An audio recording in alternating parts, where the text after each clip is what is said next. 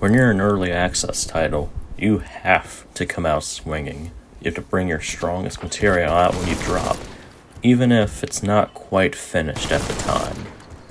Games make or break depending on how the first impression goes. And thankfully, military conflict of Vietnam has a very strong first impression. It's a solid and pretty well polished military shooter. More Arcadey than Rising Storm 2 Vietnam, but it's also getting active support, unlike Rising Storm 2 Vietnam. There are only 2 factions, but there are plenty of guns and customization options for higher character looks. And the game also looks great. It's surprising that this came out on the Source engine of all things. Definitely shows you can still get plenty of mileage out of it. And even though it's not perfect, there's pretty good balance, and the modes are enjoyable so far. It has room to improve before hitting that finalized state, but for now I'd say it's really impressed me and definitely lived up to the hype that I experienced seeing the game before release.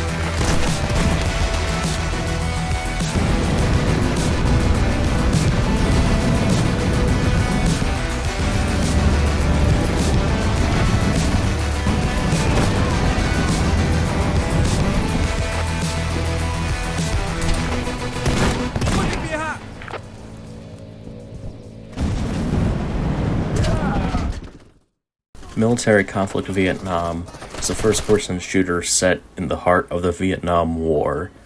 You're playing as either the US Army or the Viet Cong, with plenty of faction-unique weapons and equipment that are accurate for that time, with different classes and abilities that you can pick from, depending on how you start out. The modes have a lot of variety, from deathmatch to gun game to conquest, which kind of reminds me of the way Day of Defeat handled its gameplay. It's a good comparison. I really love Day of Defeat 1.3, and Day of Defeat Source kind of disappointed me, so this feels like a proper sequel, even if it isn't set in the same time frame.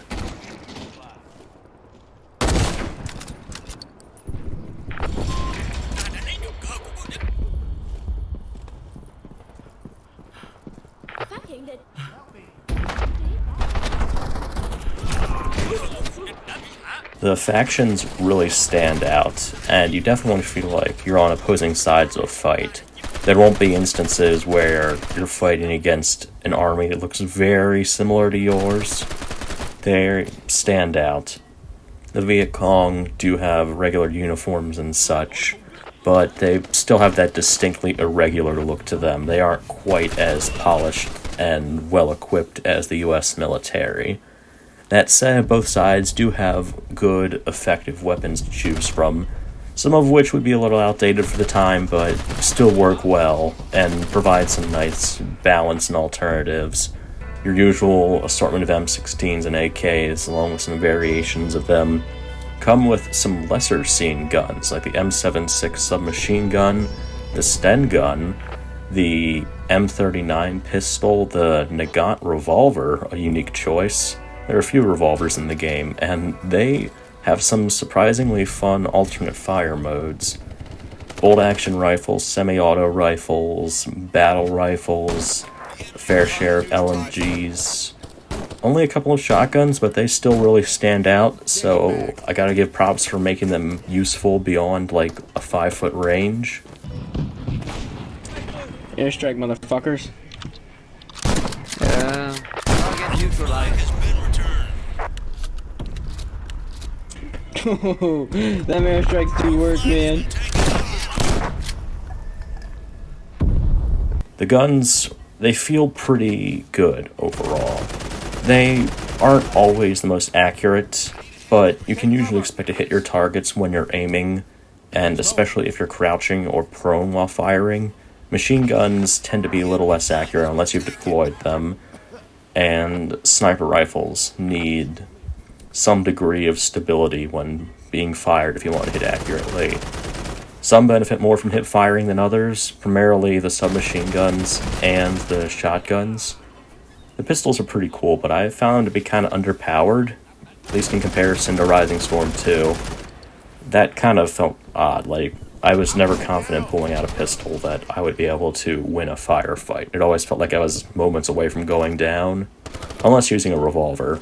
Those are just a blast to use.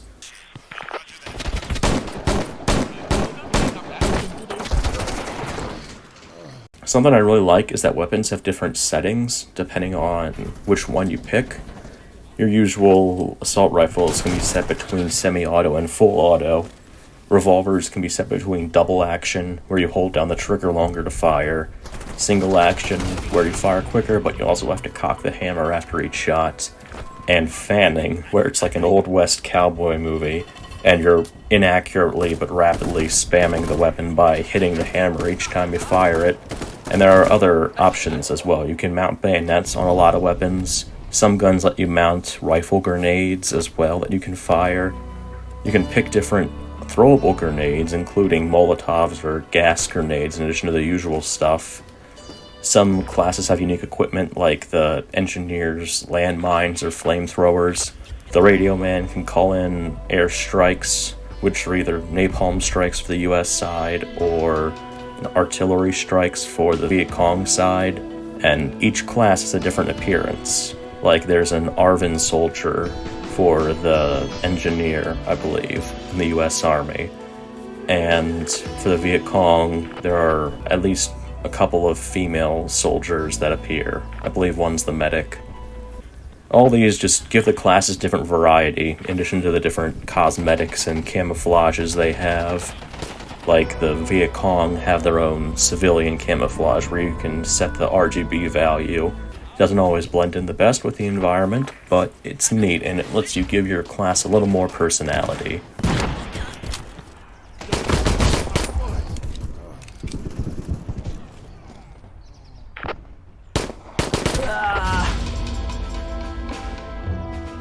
Weapon balance is pretty well maintained. A lot of guns have their own counterparts, even if the stats aren't identical. Like, the US has a few scoped automatic weapons. So, the Viet Cong have the Sturmgewehr with ZF4 scope, which is sort of a counter to, like, the XM carbines with scopes. The US has the M16 with M203 grenade launcher. So, the Viet Cong have this Polish AK that can mount rifle grenades, so on and so forth. There are some weapons that are more prominent on one side or the other, like the US has a few more battle rifles than the Viet Cong, and the Viet Cong have more variety when it comes to their guns, because they're getting support from the Soviets in a variety of ways, which includes some World War II gear, like the MP40, Kar 98, and the Mosin Nagant. From what I understand, the devs are really big on modding support too. There's already a workshop available, and I'm sure it's only a matter of time before we start getting World War II mods, because a lot of the groundwork's there. I mean, there are Thompsons, Springfields, M1 Garans, Kar 98s, and so on and so forth. The setup's already there for a World War II mod. Just need some adjustments here and there, take some models from Day of Infamy, and you'd be good to go. There are about 6 or so maps in military conflict Vietnam. They're pretty fun to play, for the most part. I really like the depot level, the Khe Sanh one, because that is a very unique and sprawling level with a large open area and a lot of different ways to get in and out of there, side paths and lanes you could take, different damaged areas you can crawl under and navigate around. Some of the levels you can shoot through the lighter walls they have. Some are better balanced than others. I noticed that the NLF Outpost level had real bad issues with spawn camping in some of my playthroughs. Spawn camping's a big issue, unfortunately. It is easy. If you have enough of a stomp going on, one side or the other, it doesn't take much for the US or Viet Cong to just kill enemies, like the moment their spawn protection wears out. You do get like a second or two of spawn protection, but it often isn't enough to locate the threat and eliminate it before they bear down on you. That can be really frustrating, and that's a complaint I've noticed going around.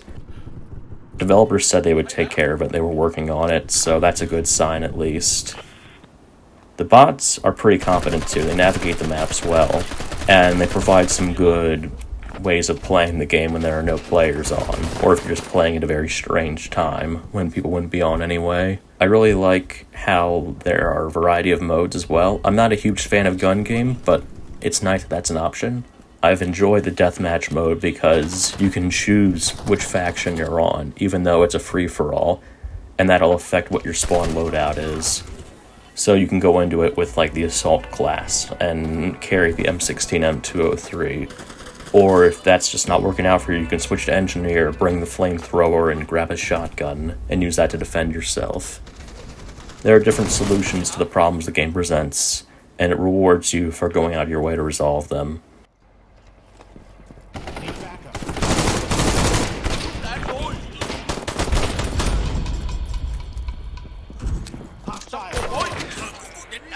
Teamwork is also really important because you can only capture some objectives by working together, and the game rewards you with different points and ranks by collaborating, working together, killing enemies, taking objectives.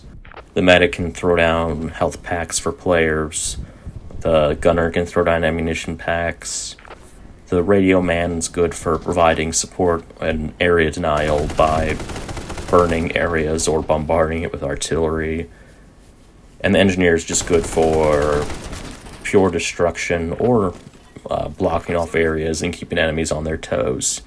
They have a variety of equipment on hand, like the M72 Law for the US military, the RPG for the Viet Cong, flamethrowers for both sides, landmines for both sides, and the US gets the M79 grenade launcher.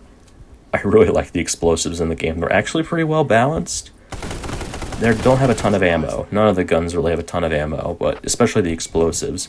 So you can't just spam them, but they're still really powerful, and a direct hit just absolutely gives your opponent. Like, just, it's cartoony almost with how they just explode everywhere.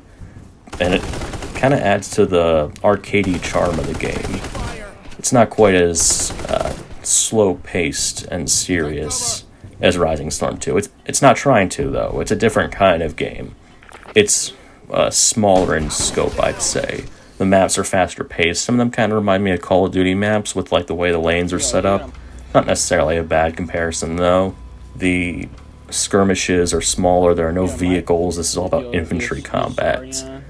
And about working together to clear out enemies and take control of areas. Or just assert yourself and dominate the battlefield. It's intense and it's fun. And even at launch, they just have so much content, so many weapons and other things. I only noticed a handful of issues, like there was a weapon category that had a weird name. I guess they didn't fix that. The PPS 43 didn't load up right. It's difficult to pick up weapons that have fallen down, which can be an issue if you're scrambling to pick up an enemy weapon or a fallen ally's weapon. Also, the loading screens, at least on my end, can take a really long time. Could just be because of my hardware, though. And I also noticed that the spawn camping issue, but apparently that's being resolved. I would say one of the bigger downsides is that there just aren't enough players. The game didn't really get a ton of advertising, unfortunately. And it's really good, so that's kind of a shame. I'm hopeful more people will hop in on it. I know Escalation did a promo on it, and I'm hopeful that the signs that the developers are committed to patching up and refining the game will get people interested. They're also apparently working on a Rhodesia DLC, which is pretty crazy. The last time I've seen anything with any sort of Rhodesia theme was this Battlefield Vietnam mod. I haven't been able to get that working, but I'd love to try it out sometime. It's a really unique, really complicated setting for a conflict, and still sparks a lot of debate to this day, just like Vietnam. It's a perfect match, honestly.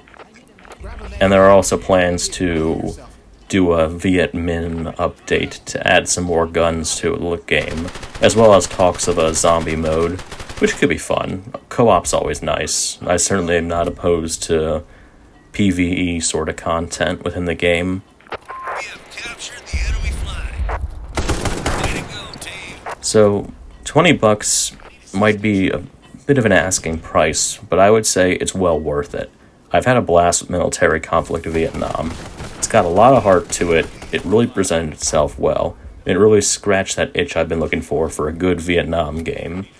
Eve of Destruction was also a great one, but that was more of a mod.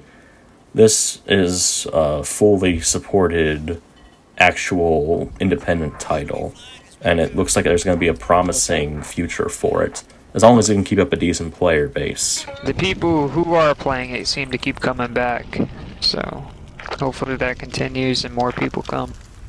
Yeah, it's been one of those few shooters lately where I actually want to keep coming back to it, and if I don't find any good servers, I'm at least content playing like a couple bot matches to get my fix in, but it's not sustainable. Say before they start really promoting it or anything, but other than that, there's really not many issues. I mean, it runs, like you're saying, smooth and it's fun. But I'm hopeful it can do that. The Discord shows a lot of activity from the developers, and the previews of content they're working on look very, very promising.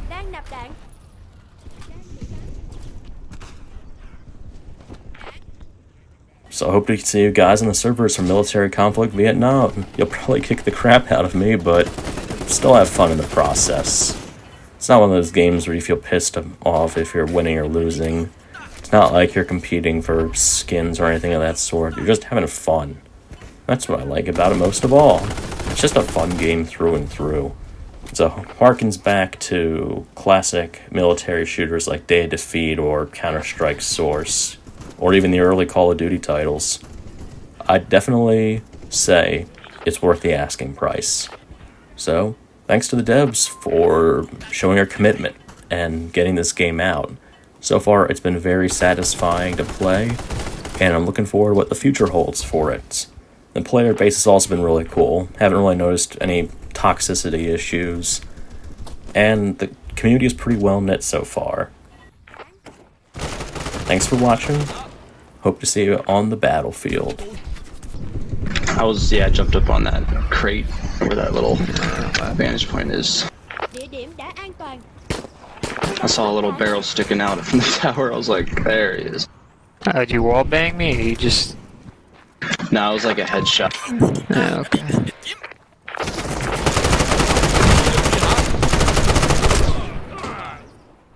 Dude, the bot just drop-shotted one of my the bots on my team.